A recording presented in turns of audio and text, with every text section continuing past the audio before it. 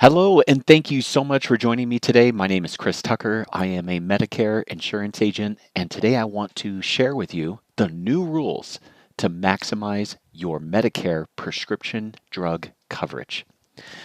Now, first of all, I do want to make sure it's very clear that this presentation is for educational purposes only. What that means is that in this presentation, I will not reference any particular carriers. I will not reference any particular plans, any particular benefits. No particular products are being pushed at all in this. This is designed to be a presentation that is meant to inform you about how the Inflation Reduction Act back in 2022 has changed the way that you will need to approach your prescription drug plan in 2025 and beyond.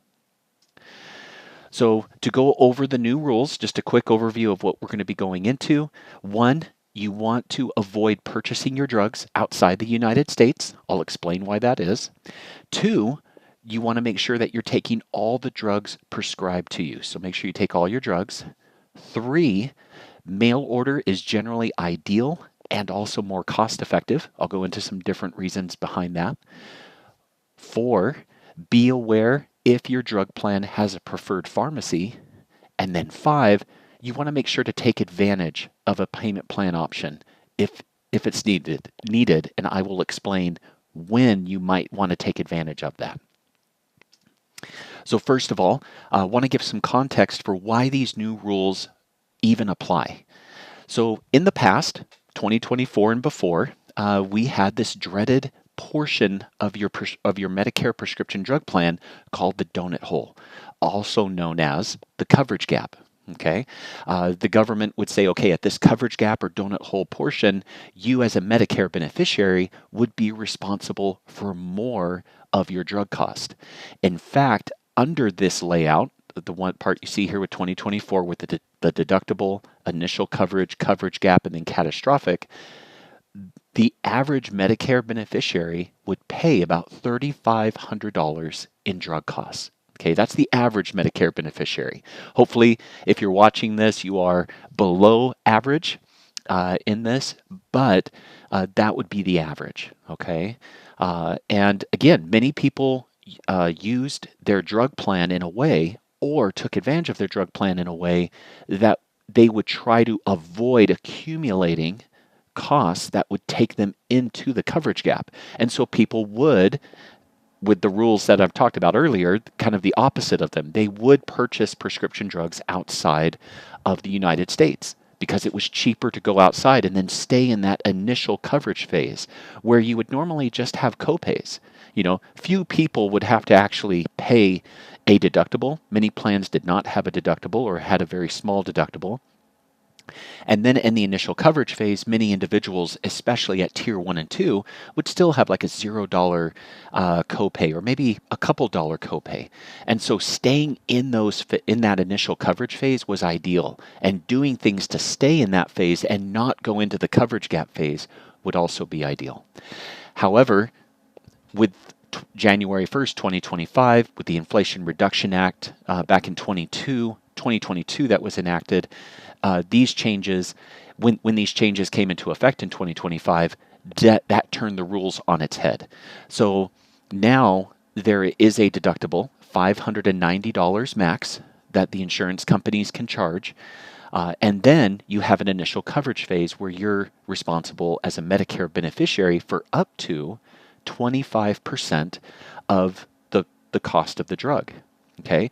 And between the initial coverage phase and the deductible phase, both of those put together, you as a Medicare beneficiary can only have up to a $2,000 max out of pocket. Okay? Now, that is brand new. Prescription drug plans, Medicare prescription drug plans, I should say, have not had a max out of pocket since their inception back in 2005. And so this is a new thing. But being that, as I mentioned earlier, a $3,500 out-of-pocket average was realized with the previous Medicare prescription drug structure, having a $2,000 max out-of-pocket, the government felt like it would be a great win. However, that $1,500 has to be shouldered by somebody that is not being paid. And also, on the other hand, you may be in a prescription drug plan right now that maybe does not have a deductible at all, maybe a $0 deductible, or the deductible is not $590, or the deductible only applies to tiers 3 through 5.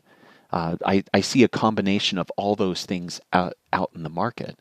And so if for some reason you're in a plan that is structured in your favor a little better than what the government has, which is, again, a $590 deductible, and then you pay for 25% of your drug costs up to that $2,000 max out of pocket, what is happening is the government is saying, hey, insurance company, if you're not charging the full $590 deductible, let's just say they're giving you a $0 deductible, just for the sake of this example.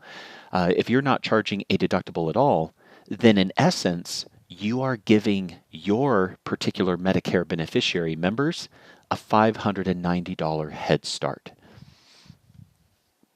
Okay, so it's not like if they do a $0 deductible, they can make up for it in the copay section or the initial coverage section of the prescription drug plan. They can't do that. And so the government is also protecting you in that way. But with that $590 head start, that means, in essence, that your max out-of-pocket costs during the initial coverage phase would only be $1,410 instead of the $2,000, because that $590 is no longer your responsibility, but the government still counts that $590 as if you had paid it. It's also the same in the initial coverage phase. Tier 1 drugs and some Tier 2 are generally a $0 copay, even on many plans now with this new structure. However, there are no drugs out there that cost $0 to the insurance company. There's always some cost. So whatever 25% of that drug cost would be when you're not paying a copay, you have a $0 copay associated with that drug, that 25% is also accumulating in your favor.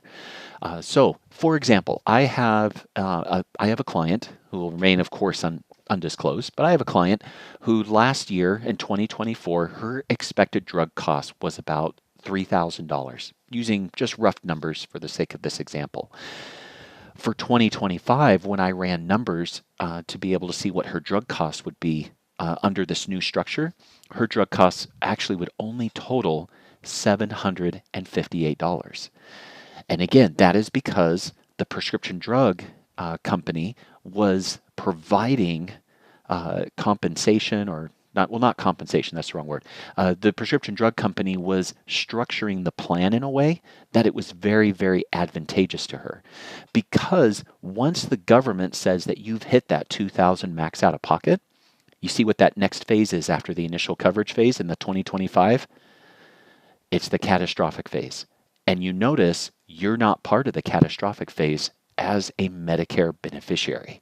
It's only the prescription drug, the plan, the manufacturer, as well as Medicare themselves. They're paying 20% of those prescription drug costs. And so you have a $0 cost for the remainder of the calendar year. And that $0 applies to both prescription drugs that you're taking now, as well as for prescription drugs that you might be newly prescribed later in the year. And so the general principle of this is that it is advantageous for you to follow the rules and the guidelines that I'm going to be providing to you, because these rules and guidelines help you accumulate that $2,000 max out of pocket that much sooner or earlier in the year than later.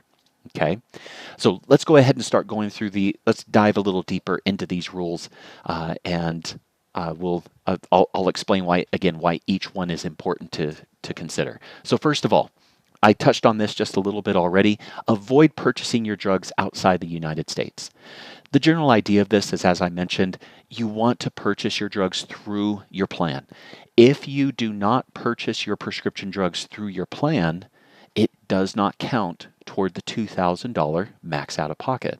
And so if you get your drugs from Canada or Mexico or some other country and you're doing it independent because it is cheaper for you, then that cost is not going toward that $2,000 max out of pocket. And so you want to make sure that you're purchasing your prescriptions within the United States so you get the benefit of hitting that $2,000 max out of pocket sooner. Now, I hear what you might be saying, but well, Chris, what if my drug is really, really expensive? I have some clients who, when I sat down with them during this last annual enrollment period, we were looking at their first month of their copays, and one client had a first month copay of $1,300. And I know that's expensive on anybody's budget. I don't care who you are. That would be a lot of money for anyone to try to shoulder. We're going to talk more about that as far as with payment plan options. In a later slide, I'll go into that. But I don't want the cost of your prescriptions to be a reason why you don't purchase your prescriptions through your health plan or your standalone prescription drug plan. And we'll go into that some more. So, all right, the next thing is, as I alluded to as well, be sure to take all of your prescriptions, okay? I've had clients who I don't really need this prescription. I want to be off it anyway, so I just won't take it because it gets me into the donut hole that much sooner. Now that we do not have a donut hole, I encourage you to take all the prescriptions that you are prescribed. Also, I encourage you to take your prescriptions as prescribed. Don't cut them in half. Don't, try to get them to spread out longer because the cost is prohibitive for you. Make sure that you're taking your prescriptions at the dosage and frequency that your doctor gives you. It is to your advantage, as we talked about, because the sooner you get to that catastrophic phase, the sooner you're paying $0 for your prescription drugs throughout the remainder of the calendar year. The next thing is mail order is generally ideal and more cost effective. What do I mean by ideal? It is ideal because there are so many services that can now be done through the mail order companies than there ever has before. I got a call earlier this year. It's 2025 right now, but I got a call earlier this year from one of my clients. They had let me know that their mail order company actually made things so much easier for them with a particular drug that they have to get approval for through their doctor every month. And maybe you have a drug that you have to get pre-approval for every month before it can be refilled. It has to have a pre-authorization associated with it every month. Well, she had told me, she's like, yeah, the mail order company, they called my doctor's office. They got the pre-approval a couple weeks before the drug would have to be filled again and mailed to her, and they took that completely off her plate. She no longer has to worry about it. Makes it so easy for her. And so that's one of many of the different services that are available with these mail order companies. They are very accommodating to you. They make it very easy for you to get a consistent flow of your prescriptions. And also, generally speaking, for any of the prescription drug companies and the carriers that I've seen, it is also much more cost effective because they don't have to work through a pharmacy. They work directly through the vendor, the mail order vendor, so that they kind of cut out a middleman in that process. They are able to provide lower cost to you as the end user of those prescriptions. And so where possible, I always encourage my clients to seriously consider mail order as an option to be able to get their prescription drugs. Speaking of different channels of getting your prescriptions, if you feel like you really do want to go to a pharmacy still, be mindful if your prescription drug plan has a preferred pharmacy or a couple of preferred pharmacies. So on your summary of benefits for either your standalone prescription drug plan, if you're on a Medicare supplement, or if you're on a Medicare Advantage plan, in your summary of benefits in the prescription drug section, you'll see whether or not your plan has a preferred pharmacy in the pricing as far as the copays for the different tiers. And you'll see it in there as preferred retail pharmacy, the preferred retail pharmacy section if they have a preferred pharmacy. Not all plans do. And so if you don't see it there, don't be alarmed. It's just that your carrier does not have a preferred pharmacy. They treat all the retail pharmacies that they are contracted with the same with their pricing. But again, if you do have a preferred pharmacy, be mindful of that with your plan. Generally speaking, preferred pharmacy also gives you better pricing with your drugs. And so going back to that 25% initial coverage phase, if you're picking up a drug and you're able to get a lower copay, remember, just because you're paying a lower copay, and if you're paying below 25% of what that drug actually costs, you're getting a better deal. Because remember, the government is keeping track of your $2,000 max out of pocket based upon their standard of the prescription drug structure, not your plan structure. It can't be any worse than the prescription drug structure that the government gives. Your plan can only be as good or better.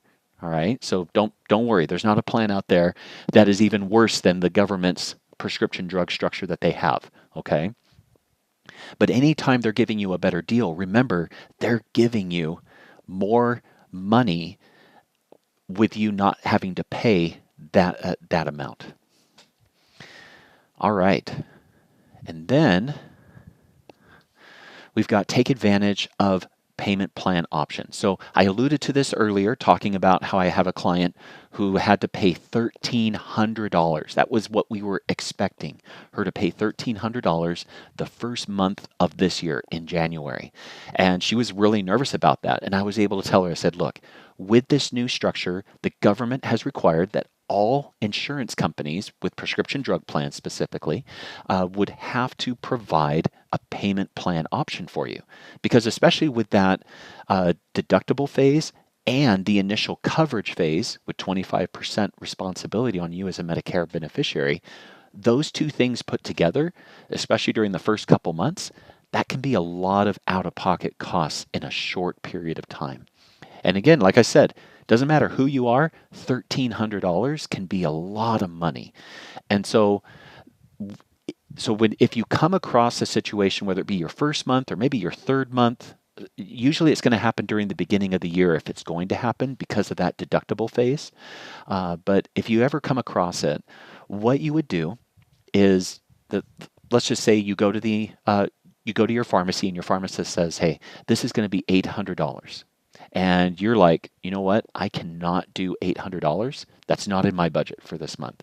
I do not have the capacity to pay that. And so what you would do is you call the number on the back of your card, whether it be your standalone prescription drug plan card or the back of your Medicare Advantage card, and you would let them know, hey, I'm here at the pharmacy to pick up my prescriptions, but the copay is too much. I cannot afford it. It's about $800. I need to get on a payment plan. And they say, great, we can take care of that for you. And so what the insurance company will do is they will pay your copay for those prescriptions that you were going to pick up. They'll pay your copay, and within 24 hours, you'll be able to pick up those prescriptions at no out-of-pocket cost to you. Now, what the insurance company will do is starting the next month, they will bill you divided by the remaining months of the year for the amount that you had borrowed from them, okay, for those prescription drug costs. Now, you can pay this off early if you want to. You can pay a higher amount each month if you want to, or you can pay the prescribed amount that they give you each month. Either way, they cannot charge interest. There's no way that they're making extra money on this. Everything's based upon that initial amount. This is something that's designed to be a blessing for you, to be able to help you manage the cost of your prescription drugs, especially at the beginning of the year for many Medicare beneficiaries. If you're seeing a higher cost in those copays because of that deductible phase and that initial coverage phase than what you're used to.